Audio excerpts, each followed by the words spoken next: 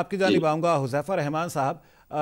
आपने एक तो बात भी सुनी, दूसरा ये तर्जुमान केपी बैरिस्टर सैफ का एक बयान सामने आया है। ये एहतजाज, ये जो तहरीक है, ये हुकूमत के ताबूत में एक आखिरी कील साबित होगी। हुकूमत को कोई खतरा है?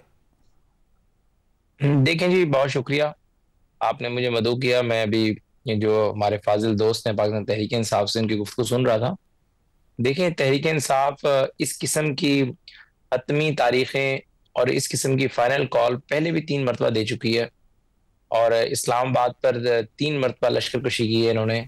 नवंबर में आखिरी मरतबा इन्होंने की थी। सूबाई हुकूमत की पूरी सपोर्ट हासिल थी।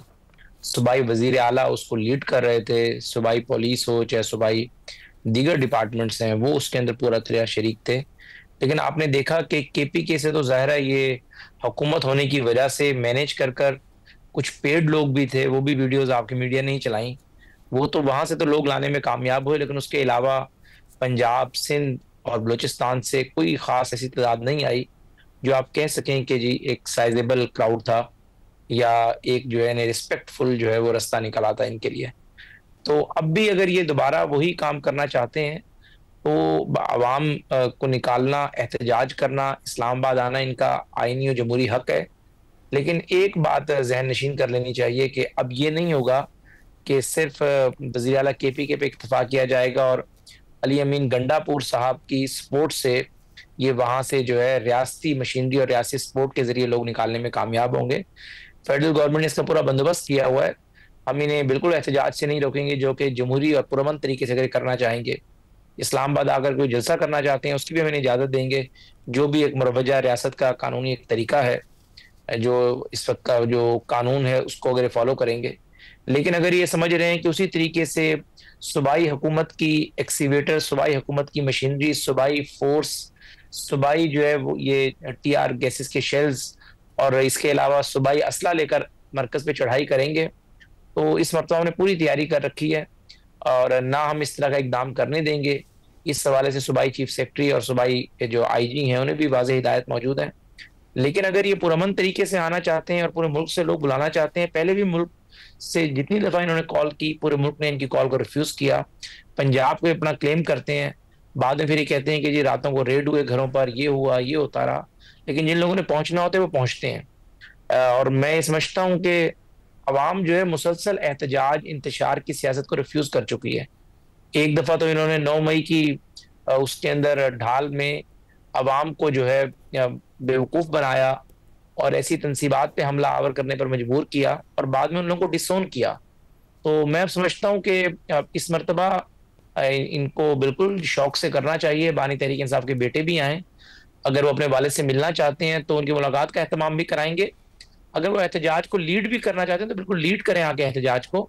अपने वालिद की जो विरासत है उसको बिल्कुल कैरी करें, अपनी जमात को संभालें। लेकिन अगर वो कोई ऐसा काम करते हैं जो कि 9 मई या नवंबर में होने वाले एहतजाज में हुआ और उन पाकिस्तानी शहरियों पर रियासत ने एक्शन लिया, तो फिर बानी तहरीक इंसाफ के बेटे भी अगर वो काम करेंगे तो रियासत एक्शन लेगी। और अगर वो कानून तोड़ेगा तो उसके कानून की खिलाफ वर्जी का मुकदमा दर्ज होगा। उसके ऊपर फिर आप हमें ये कहें कि जी पूरी दुनिया के अंदर एक बहुत बड़ा इशू बन जाएगा। बानी तहरीक इंसाफ की गिरफ्तारी पे भी यही कहते थे कि हुकूमत 30 दिन में अंदर नहीं रख सकती, दुनिया ये कर देगी। अभी अमेरिका से इनके दोनों बेटे जो है वो नाकाम लौटे हैं और कोई अमेरिका की जो है, जो डोनाल्ड ट्रंप के करीबी तरीन रफ़्क़ा हैं, उनमें से किसी ने मुलाकात नहीं की। तो वो लॉबी तो मुसलसल कर रहे हैं, जूश लॉबी भी एक्टिव है। बरतानिया में उन्होंने बड़ी कोशिश की, लेकिन वो जाहिर है अब जब हर तरफ से दुनिया ने इनकार कर दिया और दुनिया ने कहा कि पाकिस्तान की सियासी अंदरूनी मामलात में मुदाखलत नहीं करेंगे, और वही एब्सोल्युटली नॉट बानी तहरीक इंसाफ को दुनिया ने 10 अरब देकर लौटा दिया है। अमेरिका ने भी कहा कि एब्सोल्युटली नॉट, बरतानिया ने भी कहा। अब वो उनके बेटे आना चाहते हैं तो बिल्कुल आएंगे, हम बिल्कुल नहीं रोकेंगे उन्हें, उल्टा उनका बंदोबस्त करेंगे। आज उनकी बहन ने इंकशाफ किया है बानी तहरीक इंसाफ की कि दोनों बच्चों के पास नाई कॉप है, फिर तो पाकिस्तान के शहरी हुए, बिल्कुल आएंगी, आलन व सालन मरहबा। और अगर लीड करना चाहते हैं लीड भी करें, अपने वालिद से मिलना उनका हक है, बिल्कुल बनी गाला में आकर रहें। हम तो उन्हें सिक्योरिटी भी देंगे और पहली फुर्सत में उनकी मुलाकात का बंदोबस्त भी कराएंगे जी। सही, ठीक हो गया। सनाउल्लाह खान साहब, दोनों तरफ से, हुकूमत की जानिब से भी, नून लीग हो चाहे पाकिस्तान पीपल्स पार्टी हो, और अपोजिशन जो पाकिस्तान तहरीक इंसाफ है उसकी जानिब से भी, अब बयानात का सिलसिला जो है तुंदो तेज़ होता जा रहा है। जूं जूं ये 5 अगस्त का एहतजाज करीब आता जा रहा है, क्या समझते हैं आप, हुकूमत के लिए कोई खतरा है या पाकिस्तान तहरीक इंसाफ के लिए इसमें कोई बहुत बड़ी कामयाबी या फतह देख रहे हैं? देखें, हुज़ैफ़ा ने जिस तरह कहा कि पहले जो एहतजाज हुए हैं वो आपने देख लिए हैं, और आप बलूचिस्तान की सूरत हाल देख लें, वहाँ सिक्योरिटी की क्या सूरत हाल है, KP की देख लें। पंजाब में माजी में भी इनकी तरफ से लोग निकले थोड़े बहुत, तो वो पुलिस नहीं निकलने देती। वहाँ पर जो मरियम नवाज शरीफ का कंट्रोल है वो मेरे ख्याल में किसी को नहीं निकलने देंगे। सिंध में कराची की हद तक PTI को आप देख सकते हैं, बाकी सिंध हुकूमत भी नहीं निकलने देगी। मेरा ख्याल है कि हम इन तमाम सियासी जमातों को अब ये सोचना होगा कि पाकिस्तान की आवाम के बारे में भी ये सोचें। अब पाकिस्तान की आवाम को जमहूरियत से एतमाद उठता जा रहा है। जब वो देखते हैं सेनेट के इलेक्शन को जो KP में हुए, वहाँ पर तो ये सारे इकट्ठे बैठ गए, इनके वेस्टेड इंटरेस्ट थे। वहाँ पर PTI को 2 एडिशनल सीटें जो मिलनी थी वो उन्होंने छोड़ दी, वो पीपल्स पार्टी को एक मिल गई, एक नून लीग को मिल गई। तो वहाँ पर तो अपने वेस्टेड इंटरेस्ट के लिए वो इकट्ठे हो जाते हैं, लेकिन जहाँ अवाम का इशू आते हैं वहाँ ये लोग इकट्ठे नहीं हैं। एहतजाज सबका हक है, बिल्कुल ये एक आइनी और कानूनी हक है, लेकिन यहाँ पाकिस्तान का जो पॉलिटिकल एनवायरनमेंट है उसमें मेरे ख्याल में, और जो माजी में 2018 तक या 2022 तक होता रहा है, तो मेरे ख्याल नहीं है कि इनको इस किस्म का पुरअमन एहतजाज भी करने की इजाज़त देने के हवाले से बड़ी सख्त किस्म की रुकावटें होंगी। और माजी में हम देखते रहे हैं। तहरीक इंसाफ के पास रास्ता क्या है? तहरीक इंसाफ के पास ये रास्ता है जो उन्होंने इख्तियार नहीं किया अभी तक, कि पाकिस्तान की आवाम के जो इश्यूज़ हैं, जो एक अपोजिशन को हाईलाइट करने चाहिए, वो अब तक नहीं किए। और वही तरीका होता है हुकूमत को बैकफुट ले जाने का। इस वक्त मुल्क में बेरोज़गारी 22% है। 22% कहना आसान है। उस मुल्क में जहाँ 60% आपके यंग लोग रहते हैं, आपकी 45% पॉपुलेशन जो है बिलो द पॉवर्टी लाइन है। ये बड़ी ख़तरनाक चीज़ें हैं, ये आसान चीज़ नहीं है। आपकी जो कंपाउंड इन्फ्लेशन है, जो अगर 2022 से आज तक लगाएं तो वो 50% से ऊपर है। कंपाउंड की मैं बात कर रहा हूँ, उसका इम्पैक्ट आपको आप नज़र आ रहा है कि 22% आपकी अनएम्प्लॉयमेंट हो गई है, 45% आपके लोग पॉवर्टी लाइन से नीचे चले गए हैं।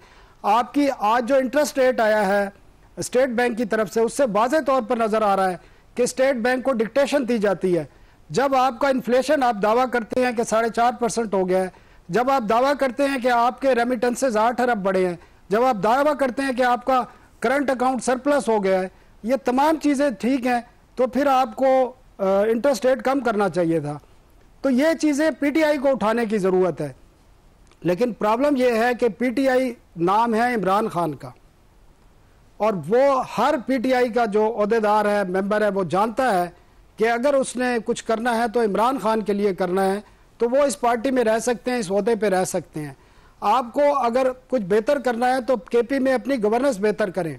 जहां सवालात उठाए जा रहे हैं, जहां पर कई शहर ऐसे हैं जहां पर नो गो एरिया बने हुए हैं, आप साउथ के उनके डिस्ट्रिक्ट चले जाएं, बन्नू चले जाएं, DA खान डिस्ट्रिक्ट चले जाएं, टांग चले जाएं, वहां पर क्या सूरत हाल है। तो ये इधर तवज्जो देने की ज़रूरत है। एहतजाज आप ज़रूर करें, एहतजाज के और भी तरीके हैं। पार्लियामेंट में आप एहतजाज करते हैं, अवाम के इश्यूज़ पर एक लफ्ज़ बात नहीं की जाती, तो उस तरफ तवज्जो देने की ज़रूरत है। तो मेरा ख्याल है कि हुकूमत भी इनको एहतजाज नहीं करने देगी, और लोग भी तंग आ चुके हैं महंगाई से, गुर्बत से, बेरोज़गारी से, इनकी गवर्नेंस से, लॉ एंड ऑर्डर से। तो लोग मेरे ख्याल इतने नहीं निकलेंगे जितनी तवक्को की जा रही है। ठीक है, इसी के ऊपर मज़ीद बात करेंगे एक ब्रेक के बाद। आप साथ रहिए।